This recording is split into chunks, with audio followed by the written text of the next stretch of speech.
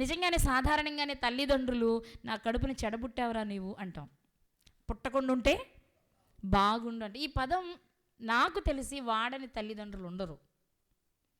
ఏదో ఒక సందర్భంలో విసిగిస్తారు. బాగా విసిగిస్తే ఎందుకు పుట్టావురా నాకు, నువ్వు నా కడుపుని చెడబుట్టావు, నువ్వు పుట్టకుండా ఉన్నా బాగుండేదే అంటాం సాధారణంగా. ఎందుకంటే ఆ విసుగుని భరించలేము, మనం కూడా మనుషులమే కదా అనేస్తాం. కానీ కొన్ని సంవత్సరాల క్రితము ఆ మాట నాకెందుకు భయం వేసింది. నువ్వు పుట్టకుండా ఉంటే బాగుండు అనే మాటని అందరూ వాడుతుంటాం, కానీ ఆ మాట మనం వాడకూడదేమో. ఎందుకు వాడకూడదు? దేవుడు కదా పుట్టించేది, ఆయనకి ఇష్టమై పుట్టిస్తున్నప్పుడు పుట్టకుండా ఉంటే బాగుండు అని మనం అంటున్నామంటే ఆయనను మనం నిందిస్తున్నామేమో అనిపించింది నాకు. అర్థమైందన్న మాట. వీడు పుట్టకుండా ఉంటే బాగుండు అనేటప్పుడు మనం ఎందుకంటామంటే వాళ్ళు మన మాట వినట్లేదనో, విసిగిస్తున్నారనో, చెడ్డవారిగా మారిపోతున్నారనో, సమాజం వాళ్ళని నిందిస్తుందే అనో మనం ఆ మాట అనేస్తున్నాం. కానీ ఆ మాట మనం అనొచ్చా? మనం అనుకుంటే పుట్టలేదు కదా. మనం అనుకుంటే అందరూ మంచి పిల్లలు కావాలనే కోరుకుంటాం, మంచి భార్యలు కావాలనే కోరుకుంటాం, మంచి భర్తలు కావాలనే కోరుకుంటాం, ఉన్న వాళ్ళగా పుట్టాలనే కోరుకుంటాం, అందంగా పుట్టాలనే కోరుకుంటాం. ఎవరైనా పేదవాళ్ళుగా పుట్టాలని కానీ, అంతహీనులుగా పుట్టాలని కానీ అనుకుంటామా? వాళ్ళైతే గయ్యాళి భార్య కావాలని కానీ, అత్తమామ ఎప్పుడు పోట్లాడేవాళ్ళు కావాలని కోరుకుంటామా? కోరుకోం కదా. కాబట్టి ఎవరు మన జీవితంలోనికి రావాలి అనేది దేవుడు నిర్ణయించినప్పుడు ఈ మాట మనం వాడకూడదేమో అనిపించింది నాకు. కానీ తర్వాత చూస్తూ ఉంటే ఆ పదం సాక్షాత్తు యేసుక్రీస్తు ప్రభువారే వాడారు. అప్పుడు కొంచెం ఆలోచనలో పడ్డాను నేను. అనొచ్చా? ఆయనలా ఉంటే అనొచ్చా? అంటే యేసుక్రీస్తు వారిలో ఉంటే అనొచ్చా? అలాగే యూదా గారిలో ఉంటే అనొచ్చా? అంటే అలాంటి వ్యక్తిని అనొచ్చా? ఇలాంటి వ్యక్తి అనొచ్చా? అలాంటి వ్యక్తిని అనొచ్చా అనిపించింది. కానీ యేసుక్రీస్తు ప్రభువారు కూడా ఎందుకన్నారు, ఏమన్నారు, అలా ఎందుకన్నారు అనేది చాలా క్లుప్తంగా ఈ పూట మనం నేర్చుకోవడానికి ప్రయత్నం చేద్దాం. చూద్దాం. మార్కు గారు రాసిన సువార్త 14వ అధ్యాయము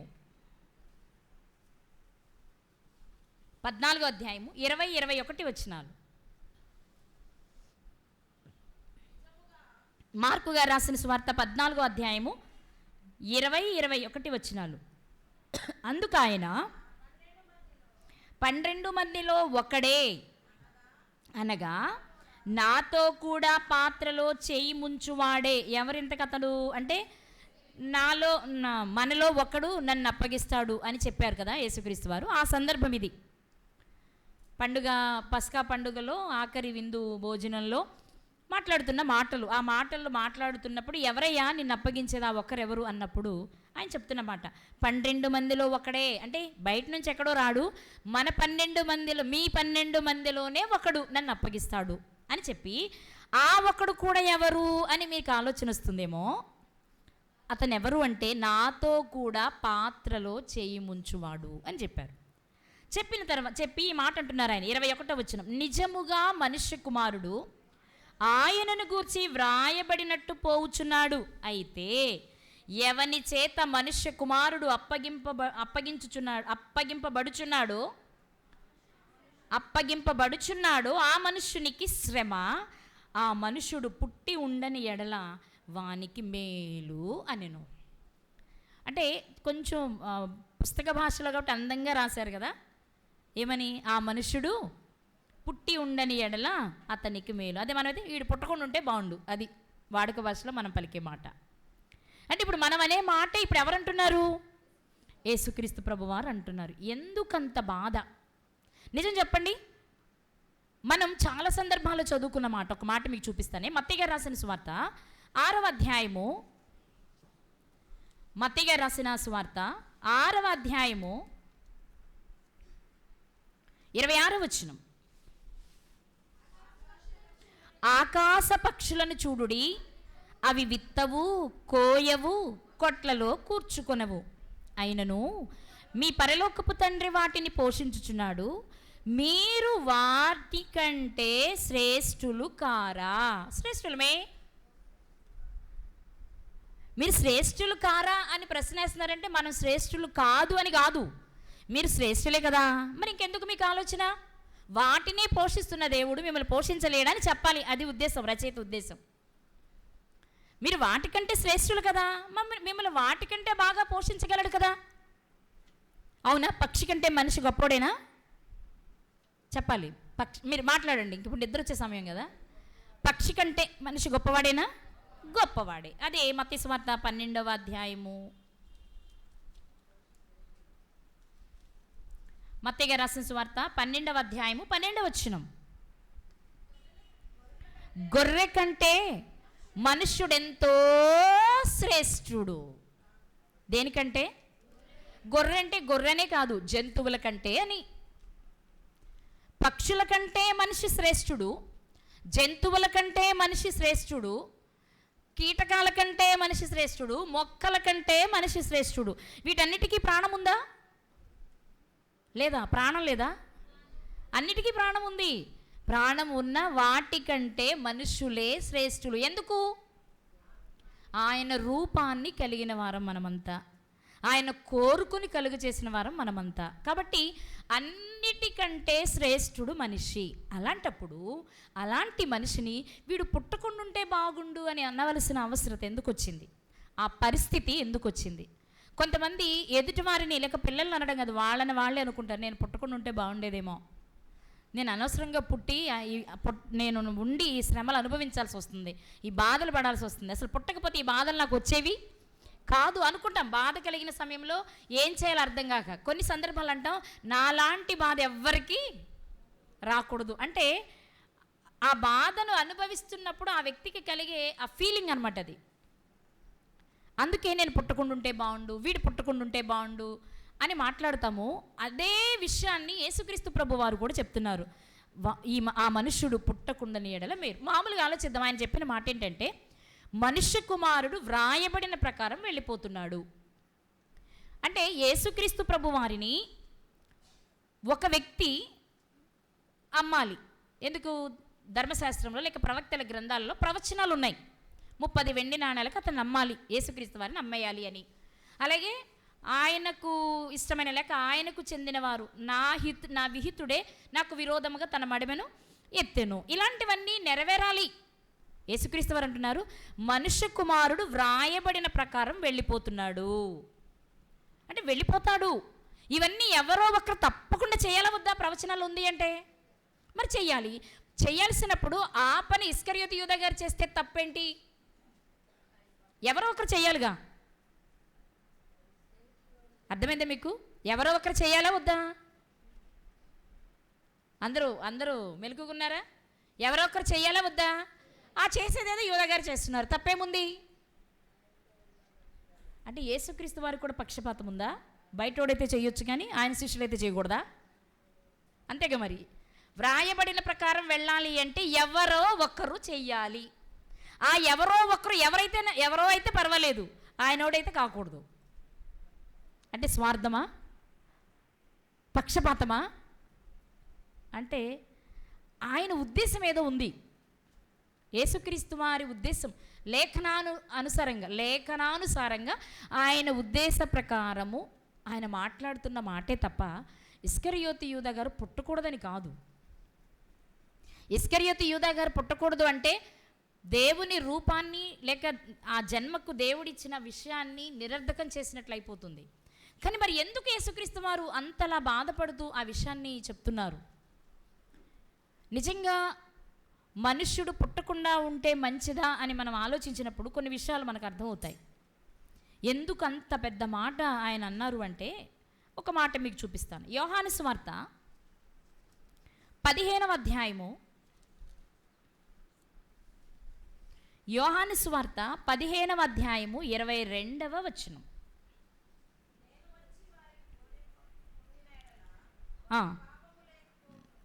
నేను వచ్చి, యేసుక్రీస్తు వారు మాట్లాడుతున్నారు. యోహాను సువార్త 15వ అధ్యాయము 22వ వచనం. నేను వచ్చి వారికి బోధింపకుండిన ఎడల వారికి పాపము లేకపోవును. ఇప్పుడైతే వారి పాపమునకు మిష లేదు. అంటే అసలు ఎందుకు అంటున్నారు ఈ మాట? ఈ మాట అంటుంది ఎవరు అంటే యేసుక్రీస్తు ప్రభువారే. చాలా చాలా విషయాలు మాట్లాడుకుంటూ వచ్చి యోహాను సువార్త 15వ అధ్యాయం అంటే మనకు తెలుసు కదా. నేను నిజమైన ద్రాక్షవల్లిని, నా తండ్రి వ్యవసాయకుడు, మీరు నా స్నేహితులు, మీరు తీగలు, మీరు ఫలించాలి, ఫలించకపోతే ఎలా అయిపోతారు, అలా అయిపోతారని మాట్లాడుకుంటూ వచ్చి ఆయన చెప్పిన ఒక అద్భుతమైన మాట ఏంటంటే, నేను రాకుండా ఉంటే, నేను బోధించకుండా ఉంటే, నా బోధ వినకుండా ఉంటే కొంచెం వెసులుబాటు ఉండేదేమో ఏదైనా పనికి. అంటే విని చూడకుండా విని విశ్వసించిన వారి విషయంలో కొంచెం వెసులుబాటు ఉండేదేమో. కానీ నేను వచ్చాను, నేను బోధించాను, నా బోధ విన్న తరువాత కూడా మార్పు లేకపోతే వారి పాపమునకు మిష లేదు, అంటే విరుగుడు లేదు, లేకపోతే దాన్ని కొట్టివేయడం అనేది జరగదు. అంటే ఆ పాపము నిలిచే ఉంటుంది. నేను వచ్చి చేసిన బోధ వినకపోతేనే వారి పాపము నిలిచి ఉంటే, ప్రతిరోజు నా ముఖంలో ముఖం పెట్టి చూసుకున్న వాళ్ళ మార్పు లేకపోతే వాళ్ళ పరిస్థితి ఏంటి? యేసుక్రీస్తు వారి ఆవేదన ఏంటి అంటే, నాతోనే ఉండి, నాతోనే తిని, నేను చేసేవన్నీ చూసి కూడా మార్పు చెందకపోతే వాడు పుట్టకుండా ఉంటే బాగుండేదేమో. అంటే ఆయన ఉద్దేశం ఏంటో తెలుసా?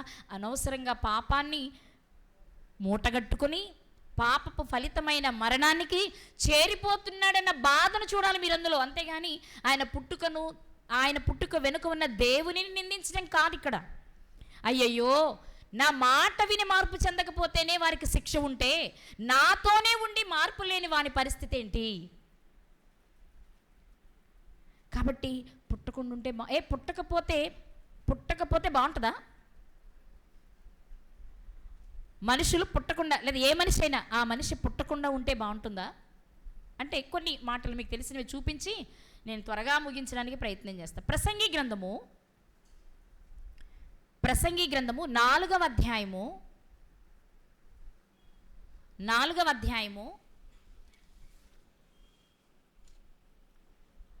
2-3 వచనాలు. కాబట్టి ఇంకనూ బ్రతుకుచున్న వారి కంటే ఇంతకు ముందు కాలము చేసిన వారే ధన్యులను కొంటిని. ఆయన చెప్తున్న మాట ఏంటంటే, ఇప్పుడు బ్రతుకుతూ ఏదో ఒక తప్పు చేసేవారి కంటే, తప్పులు తక్కువగా చేసి ముందు వెళ్ళిపోయిన వారి పరిస్థితే మంచిది కదా. అంటే కొద్ది పాపాలతోనే వెళ్ళిపోతారు కదా, వాళ్ళ కొద్ది దెబ్బలతో సరిపోతుంది కదా. కాబట్టి బ్రతుకుతున్న వాళ్ళు అన్నీ తెలుసుకొని దేవుని కొరకు బ్రతకలేకుండా ఈ లోకములో జీవనము సాగిస్తున్న వారి కంటే ఇంతకు ముందే కాలం చేసిన వారి పరిస్థితి మంచిది, ధన్యులు అంటూ ఇంకా చెప్తున్నమాట. ఇంకను పుట్టని వారు సూర్యుని క్రింద జరుగు అన్యాయపు పనులు చూచి ఉండని హేతువు చేత ఈ ఉభయుల కంటేను వారే ధన్యులు అనుకుంటుని. ఇంతకీ ఉభయులు ఎవరు? బ్రతుకుచున్నవారు, ముందు కాలం చేసిన వారు. ఇప్పుడు మీరు వినాల్సింది ఏంటంటే, బ్రతుకుచున్న వారి కంటే చనిపోయిన వారు బెటర్, చనిపోయిన వారి కంటే అసలు పుట్టకుండా ఉన్నవారు బెటర్. అర్థమైందా మీకు? మళ్ళీ నా వైపు చూడండి. మీకు నిద్ర వస్తుంది కదా, చక్కని చేపల పులుసు, మరి ఏం చేద్దాం? బ్రతుకుచున్న వారి కంటే చనిపోయిన వారు మంచోళ్ళు. త్వరగా వెళ్ళిపోయారు, తక్కువ తప్పులతో, తక్కువ పాపాలతో, లేదా తక్కువ క్షమాపణతో, తక్కువ దెబ్బలతో అయిపోయింది, కాబట్టి వాళ్ళు బెటర్. అంటే బ్రతుకుచున్న వారి కంటే చనిపోయిన వారు బెటర్, చనిపోయిన వారి కంటే అసలు పుట్టని వారు బెటర్. ఎలా? అక్కడే చెప్పేశారు. ఇంకా పుట్టని వారు సూర్యుని క్రింద జరుగు అన్యాయపు పనులు చూచి ఉండని హేతువు చేత. అంటే పాపమును చూడకపోవడం ధన్యమైతే, మరి పాపము చేసి అందులోనే బ్రతుకుతున్న వారి పరిస్థితి ఏంటి కదా? అంటే ఎందుకు పుట్టని వాడు ధన్యుడు? పుట్టి ఉండకపోతే ఎందుకు ధన్యత అంటే, అన్యాయాన్ని చూడకపోతే చేయుడు. చూస్తేనే కదా చెయ్యాలనిపించేది. చక్కని జాంకాయ పక్క వాళ్ళ తోటలో చక్కని రంగుతో కనబడుతుంది అనుకోండి, కొంచెం వెళ్తాం, మంద కాదులే అని మళ్ళీ వెనక్కి వస్తాం. కానీ వాళ్ళు చూడలేదుగా, మళ్ళీ కాసేపు అనిపిస్తుంది, ఒక్కటేగా పెద్ద కొయ్యను నేను, ఈ ఒక్కటే. అసలు జాంకాయలండి పెద్దగా నాకు ఇష్టం ఉండదు, కానీ ఎందుకో దాన్ని చూస్తే కొయ్యాలనిపిస్తుంది. పెద్ద నేను జాంకాయలు ఇష్టంగా ఏం తిన్నో, కానీ ఏంటో అది చూస్తే భలే అది మంది కాదు. కానీ మనలో మనం సమర్థించుకోవడానికి ఎన్ని మాటలు చెప్పుకుంటామో.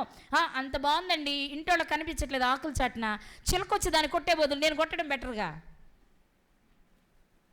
కదా మనం వేసుకునేది. అంటే చూస్తున్నాం కాబట్టి మనకు అది చెయ్యాలనిపిస్తుంది, తీసుకోవాలనిపిస్తుంది, తినాలనిపిస్తుంది.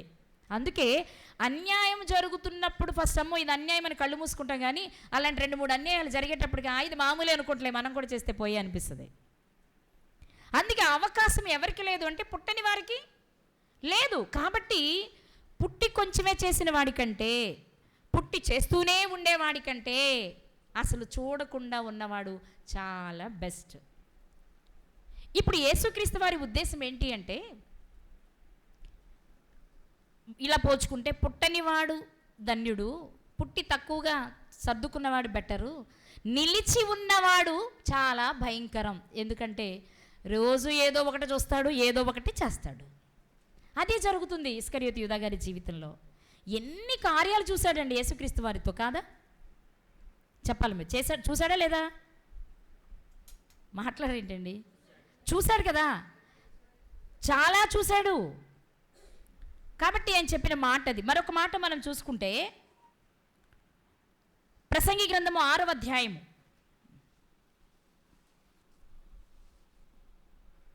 ప్రసంగి గ్రంథం 6వ అధ్యాయం 3వ వచనం.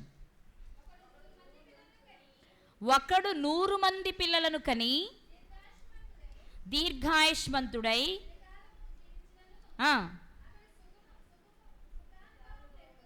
సుఖానుభవము నెరుగకయు తగిన రీతిని సమాధి చేయబడకయు ఉండిన ఎడల వాని గతి కంటే పడిపోయిన పిండము యొక్క గతి, పడిపోయిన పిండం అంటే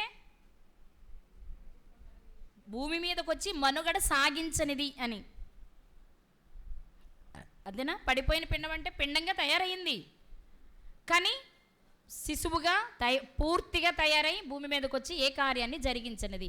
అంటే పుట్టి 100 మంది పిల్లల్ని కని చాలా చాలా ఆయుష్ కలిగి చాలా ఆస్తిని కలిగిన, ఎవరు పట్టించుకోకుండా, ఎవరి చేత మంచిగా అనిపించుకోకుండా సమాధికి వెళ్ళిపోయిన వాళ్ళకంటే పిండముగా రాలిపోయిన వాళ్ళ గతి మంచిదట. అంటే ఇది భౌతికంగా మీరు ఎలా తీసుకున్నా, ఆధ్యాత్మిక విషయాలకు వచ్చేటప్పటికి సరిగా సమాధి చేయకపోవడము అంటే, మరి బాగా చక్కగా సమాధి చేసినంత మాత్రాన అది ధన్యమేనా? అలా అనుకుంటే మరి లాజరు గారికి మంచి సమాధి దొరికిందా? చేశారా? మంచిగా సమాధి చేశారా?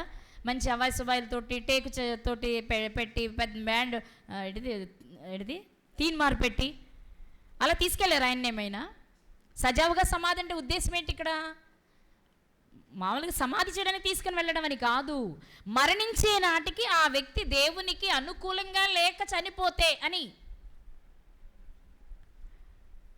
అనుకూలంగా అంటే 100 మంది పిల్లలంటే శరీర సంబంధంగా 100 మంది కాదు, ఆధ్యాత్మికంగా 1000 మంది పిల్లల్ని కలిగి మంచి ఆయుష్ను కలిగి సువార్తను ప్రకటించిన ఆ వ్యక్తికి రక్షణ లేకుండా, మరణించే నాటికి అతడు రక్షణ లేకుండా, రక్షణ అంటే బాప్తిసం తీసుకోవడం మాత్రం కాదు సుమా,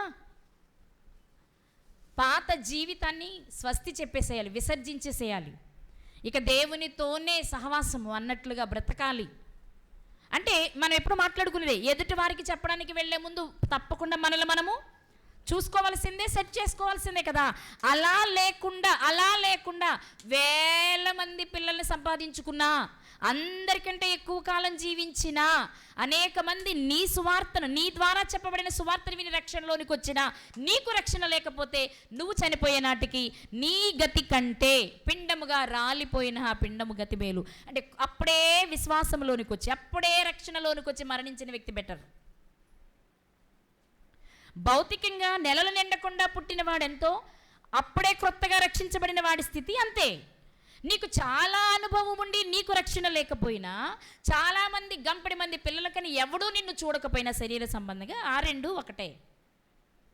భౌతికంగానైనా ఆధ్యాత్మికంగా అయినా మరణించే నాటికి నలుగురు మనల్ని చూసి, అయ్యో అతను చనిపోయాడటండి, అయ్యో ఎంత మంచోడండి, ఎవరి జోలికి వెళ్ళేవాడు కాదు, అతనండి చాలా వరకు తనకున్నంతలోనే నలుగురికి సహాయం చేశాడండి. అతను ఎవరి జోలికి వెళ్ళేవాడు కాదండి. ఎవరికి సహాయం చేయకపోయినా, ఎవరికి ఏం చేయకపోయినా అతడు ఒకరికి హాని చేసే వ్యక్తి కాదండి అని ఒక మంచి చిన్న సాక్ష్యాన్ని కలిగి ఉండడం ఈ లోకపరంగా ఎంత గొప్పదో. 100 మంది పిల్లలంటే అనేక మందిని రక్షించకపోయినా, ఎక్కువ కాలం బ్రతకకపోయినా తన వరకు తాను రక్షణ కలిగిన వాడై మరణించిన వ్యక్తి చాలా ధన్యుడు. ఇప్పుడు ఈ స్థితిలో ఇస్కరియోతు యూదా గారు లేరు. యేసుక్రీస్తు వారితో చాలా ఊర్లు తిరిగాడు, చాలా మీటింగులకి వెళ్ళాడు, చాలా ప్రసంగాలు విన్నాడు, ఆయన చేసిన చాలా అద్భుతాలు చూశాడు ప్రత్యక్షంగా. ఎన్ని చూసినా సమాధికి చేరే నాటికి సజావుగా చేరలేకపోయాడు. అవునా చెప్పండి, సజావుగానే చేరాడా? తన చోటికి చూస్తారు ఒకసారి అపోస్తుల కార్యములు 1వ అధ్యాయం. అపోస్తుల కార్యములు 1వ అధ్యాయము 25వ వచనం. తన చోటికి పోవుటకు యూదా తప్పిపోయి పోగొట్టుకొనిన ఈ పరిచర్యలోను అపోస్తులత్వములోను పాలు పొందుటకు. ఇక్కడ యోధా గారు చనిపోయిన స్థానాన్ని భర్తీ చేస్తున్న సందర్భం, మత్తీ గారిని సెలెక్ట్ చేస్తారు కదా, ఆ సందర్భం ఇది. అప్పుడు వాళ్ళు పలుకుతున్న మాట ఏంటంటే, తన చోటికి పోవుటకు యూదా తప్పిపోయి పోగొట్టుకున్నాడే, దానిని భర్తీ చేస్తున్నాం. అదే ఉంటే, జాగ్రత్తగా ఉండుంటే తన చోటికి పోవడానికి తప్పిపోయేవాడు కాదు, తప్పిపోయాడు అని చెప్పవలసిన అవసరత ఉండేది. అలాని ఏమి తెలియక తప్పిపోయాడు, అది మన ప్రశ్న. ఎందుకు యేసుక్రీస్తు ప్రభువారు అంత బాధపడుతున్నారు అతని విషయంలో?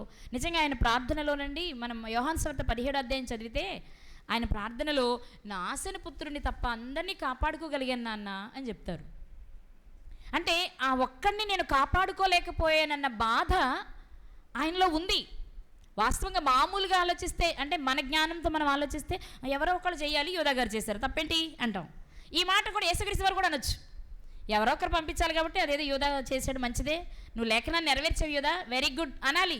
కానీ ఆ స్థితిలో లేరు యేసుక్రీస్తు వారు. ఎందుకని? వెళ్ళాల్సింది ఎలాగూ జరుగుద్ది, కానీ నాతో ఉండి అన్నీ చూసిన తర్వాత కూడా నువ్వు ఇలా జారిపోవడం నాకు నచ్చలేదు. మనసు ఎక్కడో బాధ పిండేస్తుంది. ఎన్ని చూస్తున్నాడు. లాస్ట్ మినిట్లో మల్కు గారి చెవిని అతికించినప్పుడైనా చూసిన యోధా గారిలో మార్పు రావాలి, రాలే కదా. అందుకే యేసుక్రీస్తు వారు అంటున్నారు, పుట్టకుండా ఉంటే బాగుండేదేమో, పిండంగా రాలిపోయి ఉంటే బాగుండేదేమో, అసలు ఈ లోకాన్ని చూడకుండా ఉంటే బాగుండేదేమో. ఇవేవి అతను చేసేవాడు కాడు కదా. ఎందుకు మార్చలేకపోయారు? ఎందుకు మార్పు జరగలేకపోయింది ఆయన జీవితంలో? ఎందుకు అంటే మనందరికీ తెలిసిన విషయాలే చాలా ఉంటాయి, మీ అందరికీ తెలిసిన విషయాలే. ఒకసారి చూద్దామా? హెబ్రీయులకు రాసిన పత్రిక 6వ అధ్యాయము. ఏంటిది? మీ అందరికీ నోటెడ్. చెప్పండి. 4వ వచనం. హెబ్రీయులకు రాసిన పత్రిక 6వ అధ్యాయము 4వ వచనం.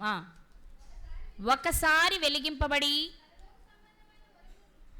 పరలోక సంబంధమైన వరమును రుచి చూచి పరిశుద్ధాత్మలో పాలివారై దేవుని దివ్యవాక్యమును రాబోవు యుగ సంబంధమైన శక్తుల ప్రభావమును అనుభవించిన తరువాత తప్పిపోయిన వారు తమ విషయంలో దేవుని కుమారుని మరలా సిలువ వేస్తూ బాహాటముగా ఆయనను అప్పగిస్తున్నారు గనుక వాడు మరలా నూతన పరచబడుట, మారు మనసు పొందరు, నూతన పరచబడరు, రక్షణ అనుభవంలోనికి ఇంకా. ఎందుకని? అన్నీ అనుభవించిన తరువాత తప్పిపోతున్నవాడు. ఏవి తెలియనప్పుడు తప్పిపోతే చెప్పి మనం మార్చుకోవచ్చు, కానీ చేయి దాటిపోయి అన్నీ అనుభవించి ఆ అనుభవం ఎలా ఉంటుందో 10 మందికి పంచిన తర్వాత తప్పిపోయిన వ్యక్తిని ఇక మనం ఎంత అనుకున్నా రారని బైబిల్ చెప్పేసి అసాధ్యము అన్న తర్వాత మనం ఎంత చేసే లాభం ఏంటి? అది మన ఊహ, మన భ్రమ, ఏదో మన ఆశ చావక మనం చేసే ప్రయత్నమే తప్ప వారిని నూతన పరచుట అనే స్థానంలో ఎవరున్నారు ఈరోజు? ఇస్కరియోతు. మిమ్మల్ని మాట్లాడుతాను, మనలో చాలామంది, అంటే ప్రయత్నం చేయొద్దని నేను అనట్లేదులే, కానీ అసలు మనం ఈ చిన్న పని చేస్తే వాళ్ళు వచ్చేసేవాళ్ళు, మనం అందుకే వాళ్ళని అడగలేదు, వాళ్ళని బ్రతిమలాడలేదు, వాళ్ళని పిలవలేదు అనుకుంటుంటాం కొన్ని సందర్భాలు.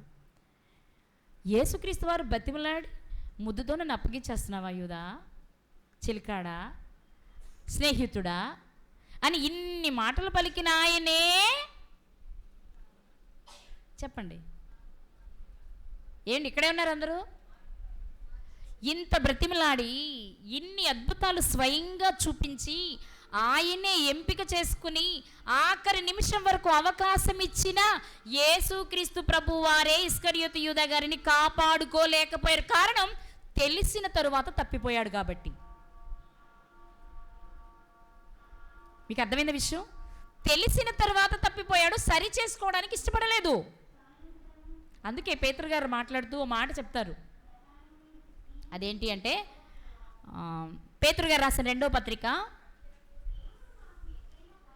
2వ అధ్యాయము 21వ వచనం. పేతురు గారు రాసిన 2వ పత్రిక 2వ అధ్యాయము 21వ వచనం. వారు నీతి మార్గమును అనుభవపూర్వకముగా తెలుసుకొని. అర్థమైందా? నీతి మార్గం వారికి ఎలా తెలిసింది? ఎవరో చెప్తే కాదు, వారికి అనుభవం అయ్యింది, వారి సొంత అనుభవంతో తెలుసుకున్న విషయమే. వారు నీతి మార్గమును అనుభవపూర్వకముగా తెలుసుకుని తమకు అప్పగింపబడిన పరిశుద్ధమైన ఆజ్ఞ నుండి తొలగిపోవుట కంటే ఆ మార్గము అనుభవపూర్వకంగా తెలియక ఉండుటయే వారికి మేలు. ఇస్కరియోతు యూదా గారి విషయంలో యేసుక్రీస్తు వారు అంటుంది ఏంటి తెలుసా? వాడు నా మాట వినకుండా ఉంటే ఏమన్నా బాగుండేదేమో, వాడికి తెలియదు కదా అనుకునేవాడినేమో. కానీ అనుభవపూర్వకముగా తెలుసుకుని పరిశుద్ధ లేఖనాలన్నిటినీ గ్రహించి అర్థం చేసుకున్న తరువాత పరిశుద్ధమైన ఆజ్ఞ నుండి తొలగిపోయి ఆ మార్గం అనుభవపూర్వకంగా తెలుసుకోలేకపోయాడే, అది కొంచెం బాధను కలిగిస్తుంది. ఇక అలాంటి వ్యక్తిని మనం మార్చడం అసాధ్యం. అందుకే ఇస్కరియోతు యూదా గారి విషయంలో వీడు పుట్టకుండా ఉంటే బాగుండేవాడేమో,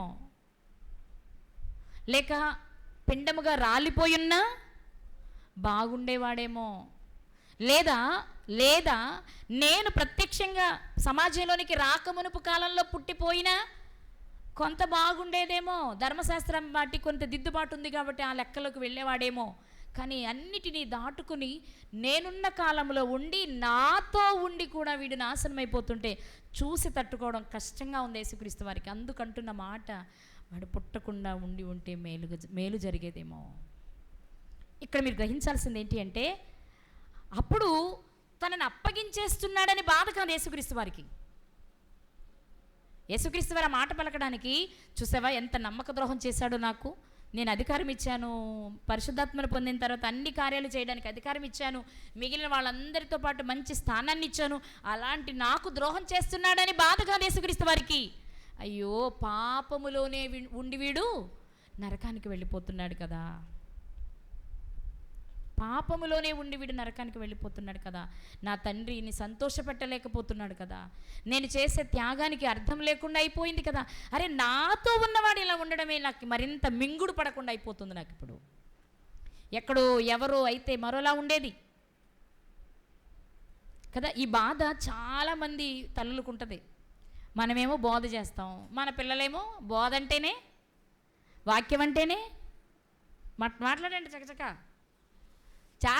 చాలామంది స్పీకర్స్ని మీరు గమనిస్తే వాళ్ళేమో అద్భుతమైన స్పీకర్లు, లేదా అద్భుతమైన సింగర్లు, కానీ వాళ్ళ పిల్లలు ప్రార్థనకు రారు, వాక్యం చదవరు, అంత లోక సంబంధంగా బ్రతుకుతూ ఉంటారు.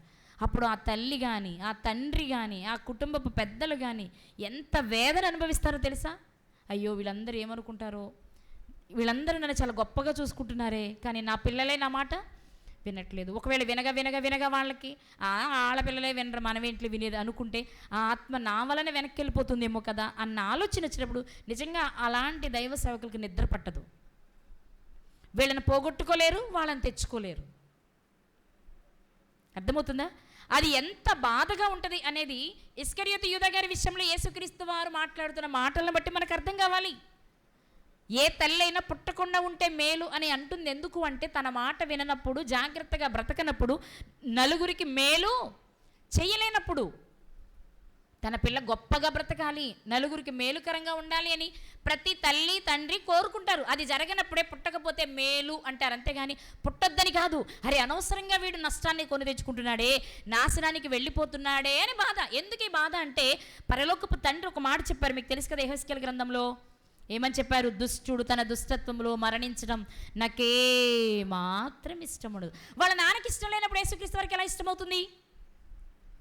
ఇప్పుడు ఇస్కరియోతు యూదా గారు ఒక దుష్టునిగా, దుష్ట సంబంధిగా, సాతాను బిడ్డగా, యేసుక్రీస్తుకు శిష్యుడిగా బ్రతకవలసిన తాను ఒక సాతాను దూతగా నాశనమైపోతూ ఉంటే చూసి తట్టుకోలేక యేసుక్రీస్తు వారు మాట్లాడుతున్న మాట. అంతేగాని మనుషులు పుట్టొద్దని కాదు. అన్నిటికంటే మనిషే శ్రేష్టము అనుకున్నప్పుడు ఆ మనుషులు దేవుని కొరకు బ్రతుకుతుంటే చూసి సంతోషించాలనుకున్న పరిస్థితి యేసుక్రీస్తు వారిది. కానీ ఆ పరిస్థితికి దూరం చేసి ఒక మాటలు చెప్పాలంటే, అంటే నా అభిప్రాయం చెప్పను, ఇక్కడ అన్నీ చక్కబరిచారు యేసుక్రీస్తు వారు, పనులన్నీ చక్కబెట్టారు. ఆయనకు అప్పగించిన పని అన్నీ చక్కబెట్టారు. చాలా సంతోషంగా నమ్మకమైన సృష్టికర్తగా తన ఆత్మను అప్పగించుకుంటున్న ఒక్క మూల ఎక్కడో చిన్న బాధ. ఎవరిని గురించి కదా? ఎంత నిజమండి.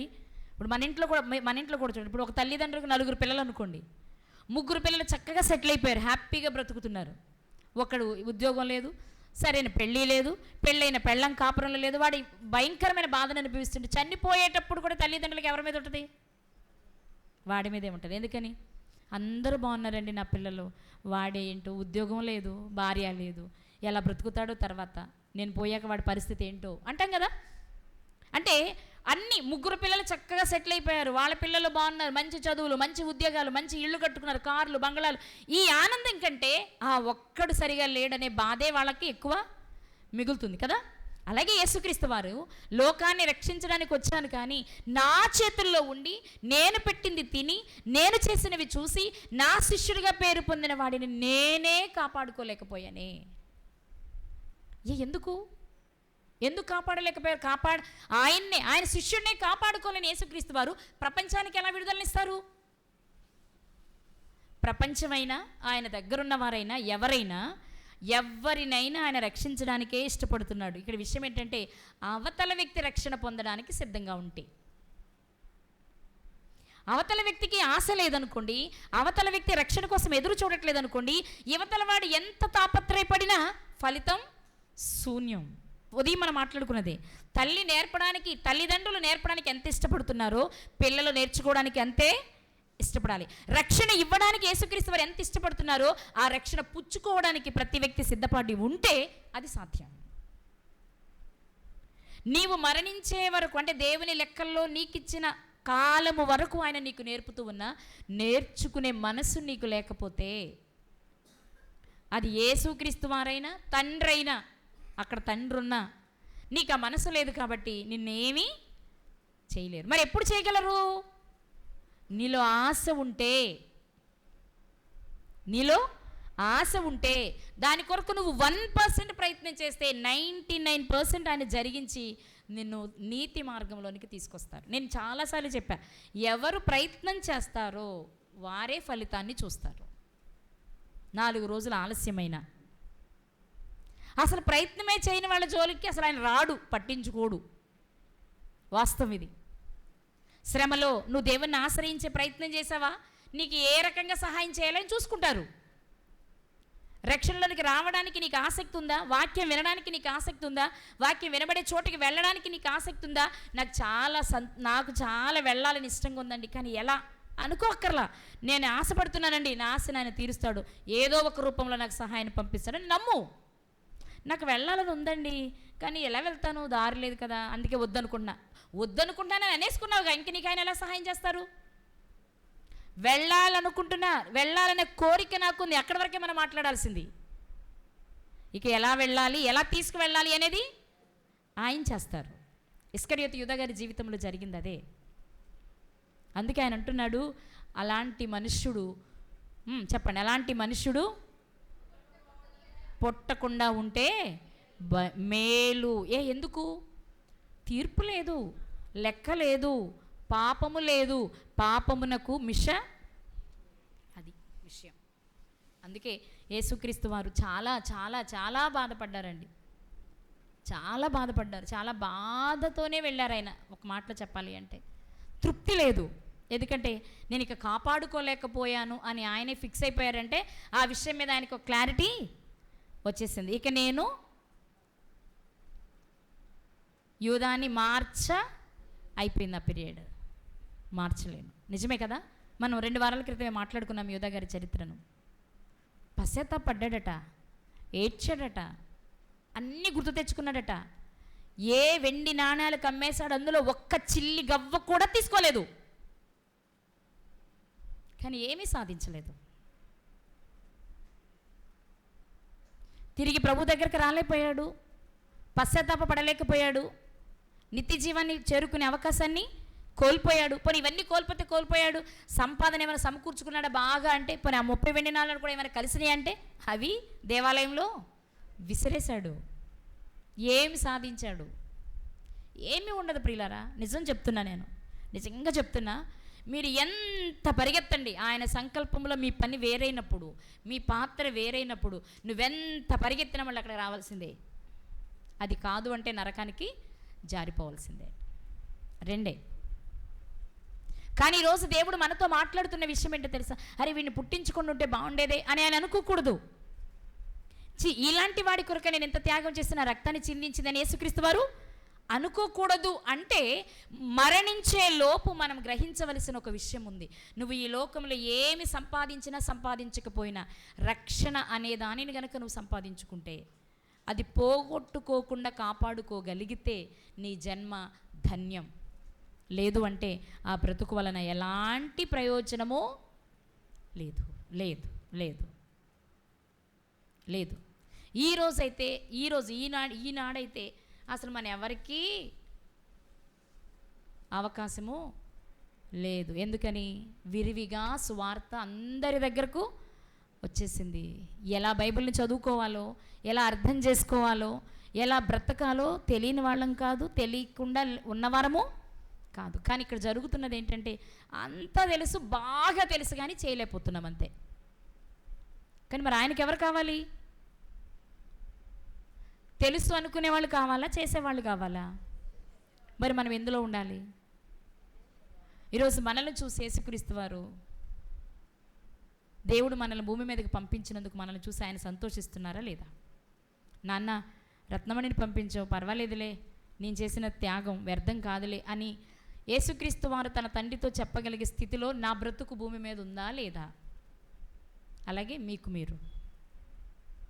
కాబట్టి పుట్టకుండా ఉంటే మేలు అని యేసుక్రీస్తు వారు అనడం వెనుక ఎందుకు పుట్టాడురా బాబు అని కాదు, కానీ రక్షణలోనికి రాకుండానే అన్ని అవకాశాలుండి కోల్పోతున్నందుకు పడుతున్న బాధ అది. అర్థమైందండి? అన్ని అవకాశాలు ఉండి మిగిలిన వారికిలా అతని జీవితం కానందుకు పడుతున్న బాధ. ఈరోజు ఇక్కడ కూర్చున్న మనల్ని ఉద్దేశించి కూడా ఆయన చెప్తున్న మాట ఒకసారి మనం జ్ఞాపకం చేసుకోవాలి. ఏంటది అంటే, మనకి వాక్యాన్ని వినిపించారు, ఇంకా చెప్పాలంటే సత్యాన్ని చెప్పండి, సత్యాన్ని తెలియచేశాడు. ఇంకా చెప్పాలంటే సత్యాన్ని నమ్ముతున్న బ్యాచ్ మనం. తెలుసుకోవడం వరకే కాదు, నమ్మే కదా బాప్తిసం తీసుకున్నాం. మరి ఎంత అవకాశాన్ని కలిగిన తర్వాత కూడా మనలో ఎవరైనా నరకానికి వెళ్తే, లేక నరకానికి వెళ్ళే స్థితిలో ఉన్నామని ప్రభువు మనల్ని చూసినప్పుడు అనిపిస్తే, మన విషయమై కూడా ఆయన చాలా చెప్పాలి, చాలా బాధ. నిజమండి, మనం చాలాసార్లు చెప్పుకునేదే, యేసుక్రీస్తు ప్రభు వారిని ఆనాడు సిలువ వేసినప్పుడు కొట్టిన దెబ్బలు కానివ్వండి, లేకపోతే ముండ్ల కిరీటాన్ని వల్ల పెట్టిన బాధ కానివ్వండి, భారమైన సిలువను పెట్టడం వలన కలిగిన నొప్పి కానివ్వండి, పెద్ద నొప్పి అనిపించలేదు ఆయనకి. చాలా ఈజీగానే దానిని అనుభవించడానికి ఆయన ఇష్టపడ్డారు. కానీ ఆయన భరించలేని బాధ ఏది అంటే, ఈరోజు ఆయన మాకు తెలుసు అంటూనే ఆయనలా, ఆయనను పోలిన వారిలా, ఆయన అడుగుజాడల్లో నడవలేని వారిగా బ్రతుకుతున్న మనల్ని చూసి మరింత బాధపడుతున్నాడు ఆయన. నిజమే. ఈరోజు వారు ఆనాడు తెలియక వేశారు, ఈరోజు మనం తెలిసి బాహాటంగా మరలా మరలా మరలా మరలా ఎన్నిసార్లు ఈస్టర్ పండుగ పెట్టుకుంటే, ఎన్నిసార్లు గుడ్ ఫ్రైడే చేసుకుంటే అన్నిసార్లు ఆయనను మనము బాహాటంగా సిలువ వేస్తున్నాం మన క్రియల చేత, మన క్రియల చేత. అలాంటప్పుడు మనల్ని చూసి కూడా వాళ్ళు అనుకుంటారు, వీడిని ఎందుకు పుట్టించాను రా బాబు అని. యేసుక్రీస్తు అనుకుంటారు, వీడు కూడా పుట్టకుండా ఉంటే బాగుండేదేమో, అసలు మనిషిగా పుట్టకుండా ఉంటే బాగుండేదేమో, ఒకవేళ గర్భాన్ని ధరించిన తర్వాత ఆయన పిండముగా రాలిపోయి ఉంటేనైనా బాగుండేదేమో, ఈ నరకానికి వెళ్ళేవాడు కాదు కదా అని ఆయన బాధపడుతున్నారు. నిజంగా ఆయన చాలా బాధపడుతున్నారు.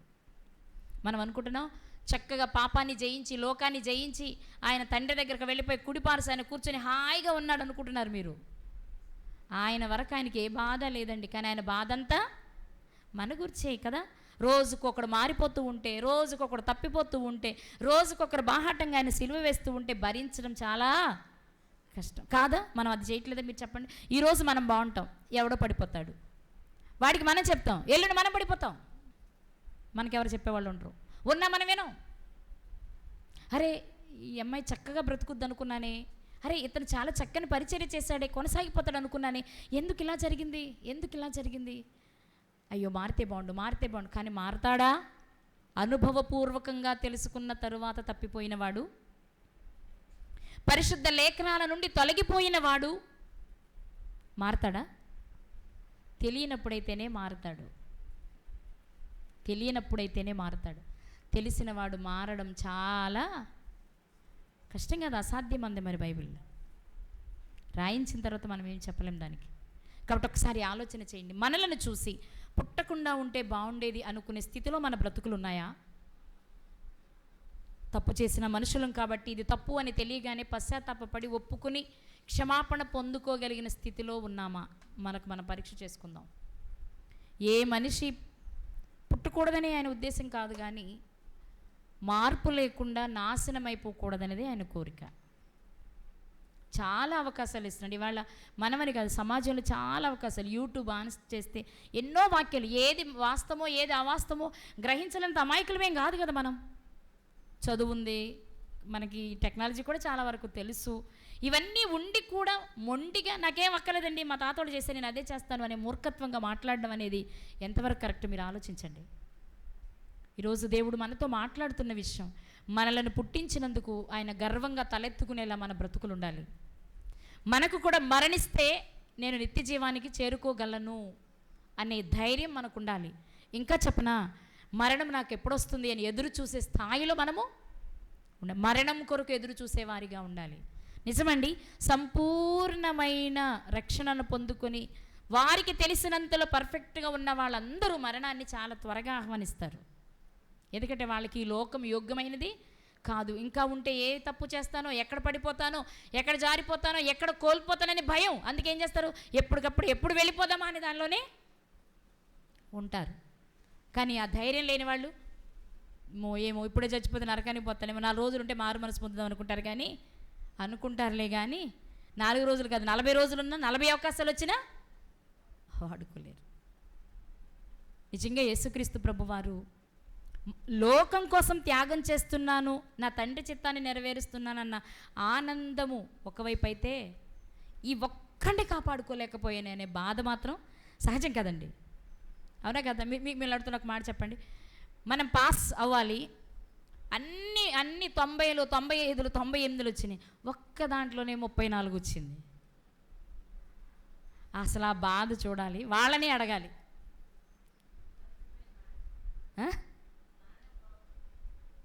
నువ్వా నాణ్యం పోగొట్టుకున్నామా? ఎవరైనా సరే ఆ ఒక్కదానిలో ఇప్పుడు 98 వచ్చినాయి, 95 వచ్చిన ఆనందం కంటే ఈ ఒక్కటి రాలేకపోయిందనే బాధే ఎక్కువ. అసలు ఆ సంగతి ఏమి మర్చిపోతాం. అరే ఒక్కటి కలిపితే ఒక్కటి అన్నీ కలుస్తాయి కదా. ఈరోజు దేవుడు మనతో మాట్లాడుతున్న విషయం కూడా అందరినీ కాపాడుకున్నాను, కానీ ఈ ఒక్క నాశన పుత్రుడిని నేను కాపాడుకోలేకపోయాను. అలాని నా ప్రయత్న లోపమేమీ లేదు. ఒకవేళ ప్రయత్న లోపం ఉంటే యేసుక్రీస్తు వారు అంత ధైర్యంగా తండ్రితో చెప్పగలిగేవారు కాదు. కాబట్టి ఇక్కడ మనం గ్రహించవలసిన విషయం ఏంటంటే దేవుడు కూడా మనకు సంపూర్ణమైన అవకాశాలు ఇస్తున్నారు, కానీ వాడుకోవడం అనేది మన చేతుల్లో ఉంది. మనం ఎంతవరకు వాడుకుంటున్నాం? ఇస్కరియోతు యూదా గారిలా వాడుకుంటున్నామా లేదా? ఒకవేళ ఆయనలో వాడుకుంటే మాత్రం నష్టపోతాం. ఆయనలో వద్దు.